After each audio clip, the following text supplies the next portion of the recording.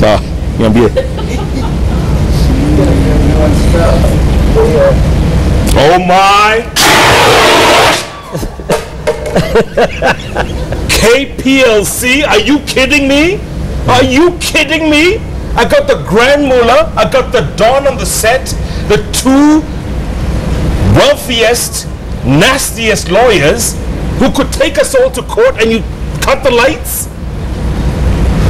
Goodness gracious me. I hear there's a new hashtag out there, Darkness 101.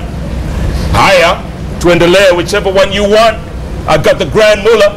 By the way, he is publisher of Nairobi Law Monthly. He's the chairman and owner of Al Noor Media, which goes on air next month. Inshallah. Inshallah, as he says.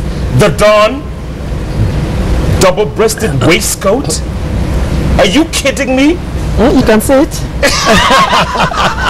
But you say? I don't say. You just whisper? Yeah. All right, gentlemen. Thank you so much. Good to see you. Thanks, Jeff. Thank you so much for coming after 20 years since Club Kiboko. If it wasn't you, I would have come. Assalamu alaikum. Alaikum salam. Thanks. By the way, real quick, why do they call you the Don? When I was in high school, when we did our history classes, rather, there was a revolutionary student in Europe called Cohn-Bendit. And then those days I was a Marxist, or rather I had some radical ideas before I moved into, to be a capitalist. So you were leaning towards that? Those days, maybe it was being young and reckless and trying different ideas. And they call you the Don? That's how it began. Like Don Corleone? Yes, yes. That's how it began. But now, of course, Grand Mullah, we moved on. Don Corleone. Good name. All right. All right. I'm going to switch off the smile and let's start on a serious note. KDF soldiers in Somalia. Al-Adeg base overran. Scores of soldiers killed. We don't know how many. Nobody's saying anything. And scores more kidnapped and taken across wherever they are. Grand Mullah, your thoughts, man. I mean, first of all, there's been lack of information. We're hearing nothing. Leadership is lacking, obviously, at the end of the day. What's going on? Grand Mullah? I mean, this is a national tragedy. I mean, I think it's a tragedy. Everybody really feels it. I mean, this is, I think, the first time Kenya lost so much soldiers in a war like this. But it happens everywhere. I mean, soldiers, you become a soldier either to defend your country, to die for it when it's necessary. But the only thing I really don't understand is why do they keep the numbers that have died or that have been killed? Because Kenyans want to, mourn with those guys who have lost their relatives. I mean, Kenyans want to, appreciate those guys who died for their country. I mean, it's something. I mean, death is inevitable for a soldier when he becomes a soldier. But when he dies, those who are alive should remember him quickly than hide. I mean, I think it is, a third world mentality, for guys to keep, when they lose their soldiers, they think it is something, to be ashamed of. I think someone who dies for his country is something to be proud of. Don, what do you think? What are your thoughts? When you are fighting a terrorist organization like Al-Shabaab, those are the consequences of fighting such a group.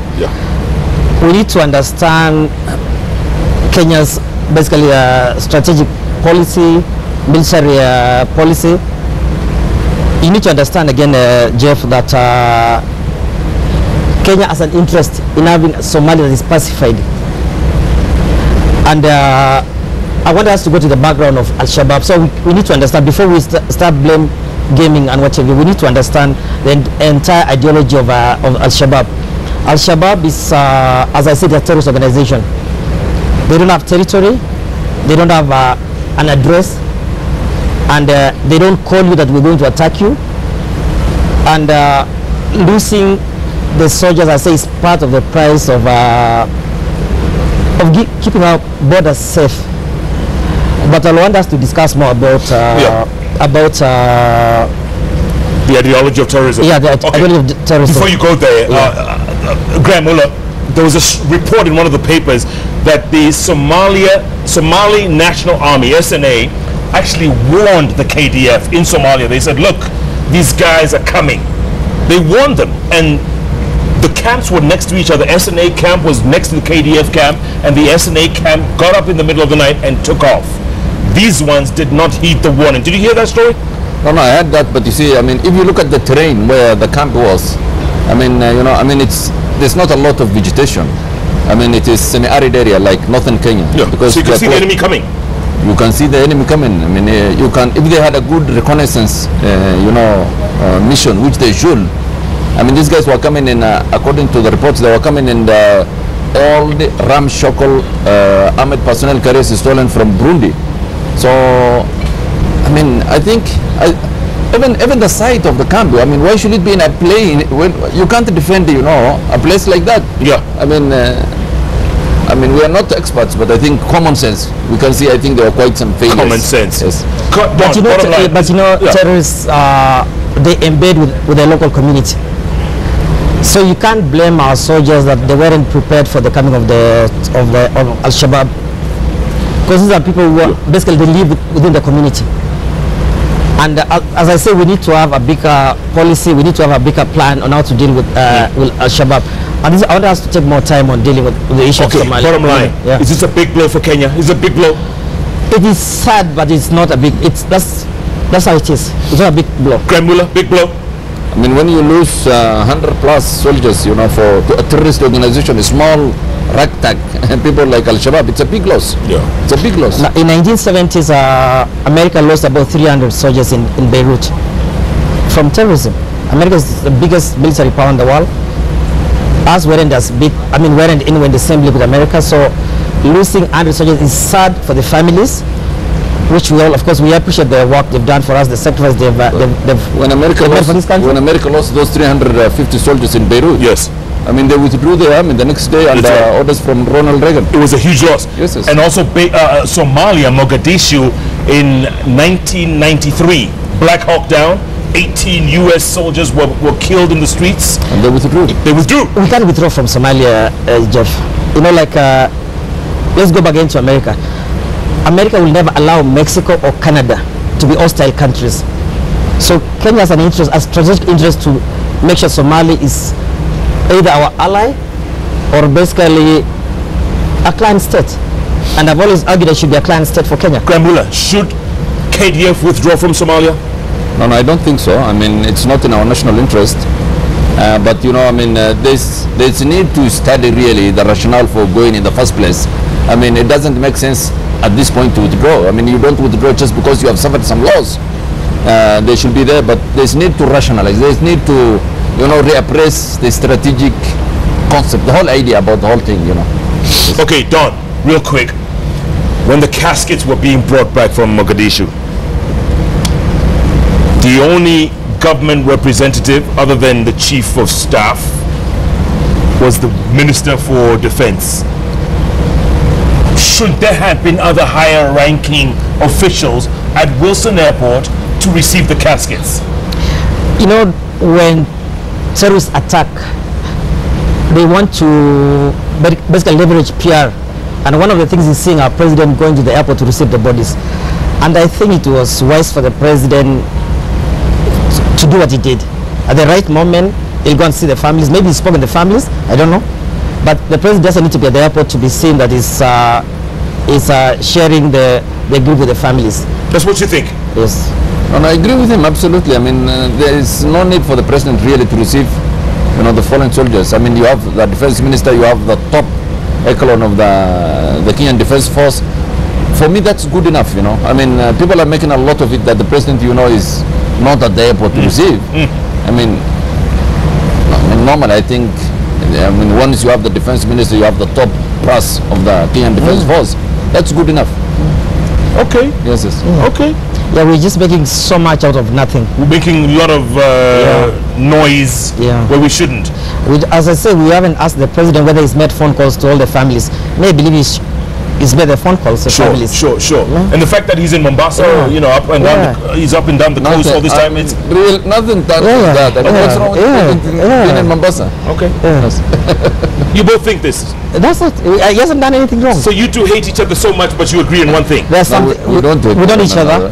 We have ideological differences. Oh, really? So why Yeah. were you abusing each other on Twitter not too long No, ago? we didn't. We were expressing different views. Yes.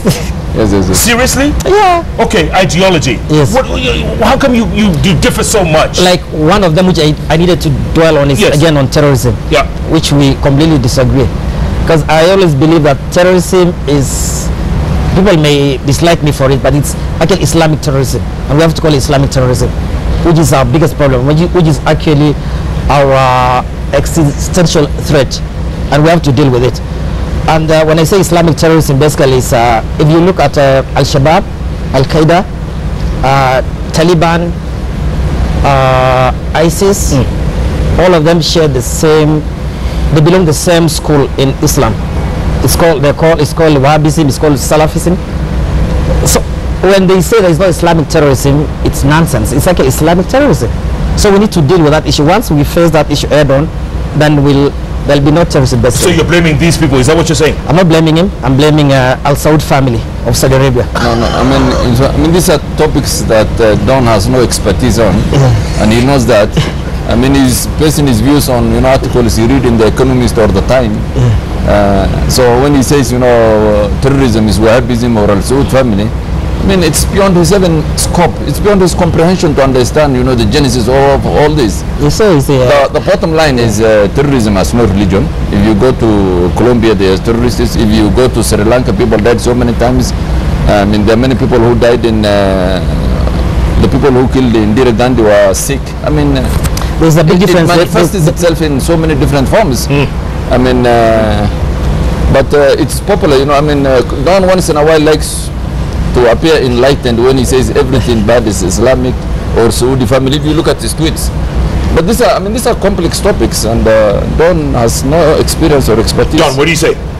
And he knows that. Like when he talks about Colombian terrorism, it is it's narrow. It's confined to Colombia. When he talks about Sri Lanka, it's confined to Sri Lanka. But Islamic terrorism has no borders. It's like an amoeba. It is extraterritorial. If you look at ISIS, for example, they don't want borders. They want to erase historical boundaries. They want to create a what's it called? A caliphate. Caliphate. And it says I don't understand Islam. I just want to show that I really understand about like Wahhabism. It's somewhere in 18th century. There was a man called Ibn al-Wahhab. He entered into a devil's pact with the Al Saud family. Basically, what happened is that was 1930. It's not the 18th century. The origins. Wahhab himself was born in the 18th century. He began this theology basically. The extreme theology was that Islam goes back to its puritanical stage, its primitive foundations, and they don't want to. Basically, they want to go back in time. Then in the early 20th century now, the Wahhabism followers entered the devil's pact to the Al Saud family. Basically, that's the time they discovered oil in Saudi Arabia by the British, American, and the other companies. What they did is that Al Saud family took leadership. Basically, theirs was to be in charge of the bodies, while the Wahhabis priests and the imams rather okay, so were in charge of the souls. Do the Muslims want to take over the world? Is that what you're saying? No, but let's be fair. No, if you understand let's be fair. Go on, Grand Mullah. I mean, these are complex topics. My friend from El Dorado, Morocco, he can't comprehend these things. I'm being fair to him.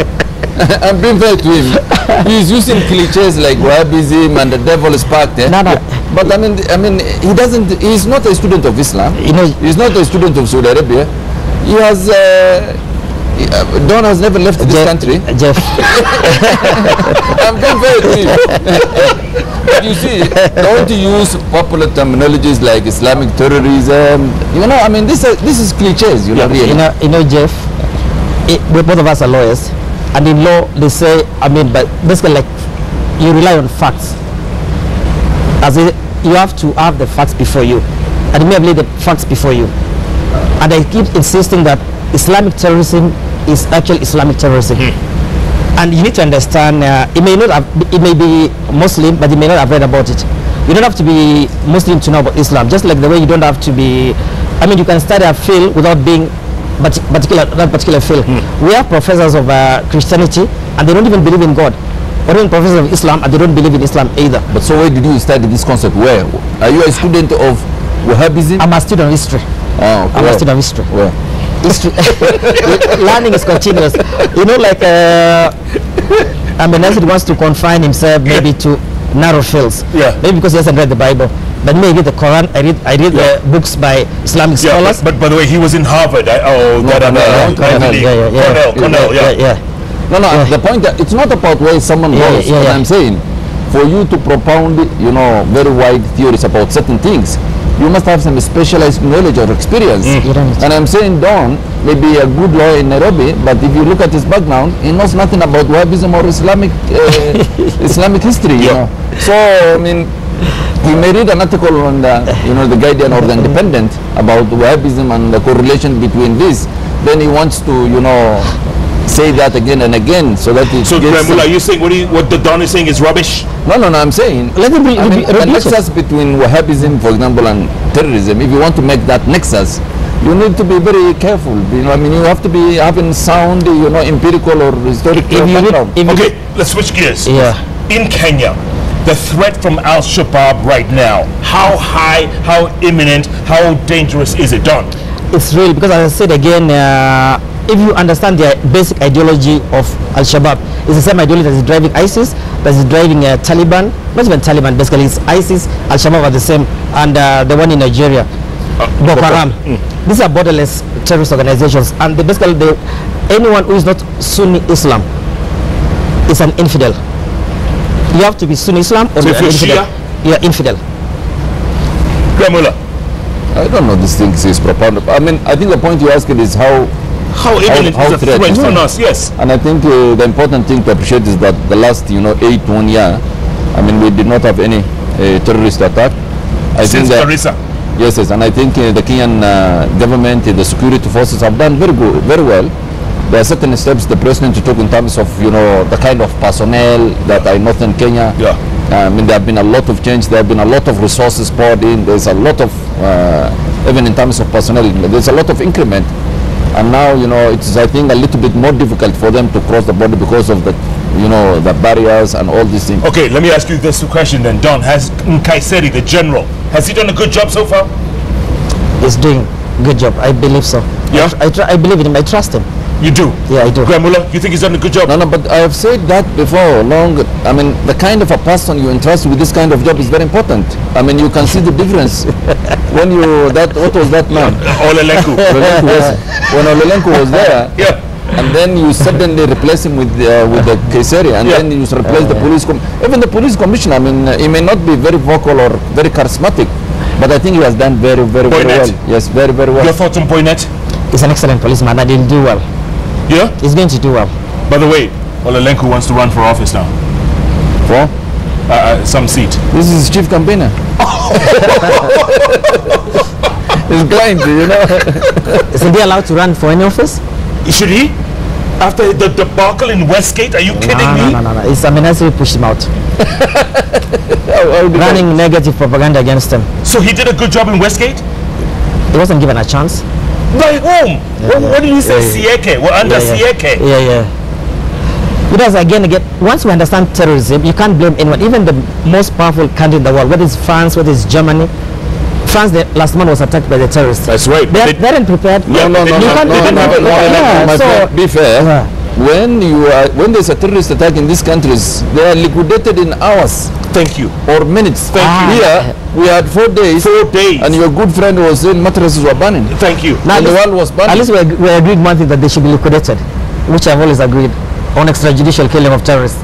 At least I'm saying it's come to my side. It's a different. Extrajudicial is, I mean, it's not liquidation. You understand that extrajudicial is getting someone from a hotel and shooting him in the back street. But this one of, storming a place when a terrorist is holding hostage, that is justified everywhere in the world. But the bottom line is that you can't actually, you have to be prepared for terrorists. Okay, but this guy was not prepared. Let's face it. Olelenku was useless. It was baptism by fire. It just been appointed. Oh, really? Yeah. So what was he doing in that job? Let's be fair. Internal security. And you can't blame an individual. First, there was entire army was there. So was GSU, Yeah. who had contained Yeah. Westgate, And and then the army came, and there was a confrontation. We've never been given the report of Westgate siege. Oh, So we really? don't know. Stevie Wonder will know what happened at Westgate. No, I'm saying to lay the blame where it ought to be, because there was General Koinange there, the army, which doesn't fall under the Ministry of Internal Security.